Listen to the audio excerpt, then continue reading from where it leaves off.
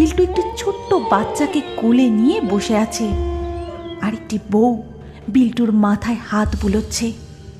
এই দেখেই শ্রীময়ী আড়াল থেকে বেরোতেই সেই বাচ্চা ও বউ দুজনেই অদৃশ্য হয়ে যায়। সেদিন সন্ধেবেলায় বিল্টু যখন তার ঘরে বসে পড়াশোনা করছিল, তখন তার ঠাকুমা তাকে ডাকে, বিল্টু, ও বিল্টু, তাড়াতাড়ি এদিকে আয়, একবার দেখে যা কে এসেছে।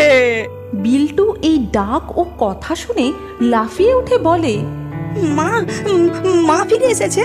এই বলেই সে ছুটে ঘরের বাইরে এসে দেখে বলে, এ কি, এটা কে বাবার পাশে দাঁড়িয়ে আছে?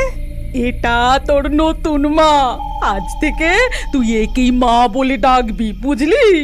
একে মা বলে ডাকবো? নতুন মা? তাহলে আমার মা কই ঠাকুমা? আমার মা?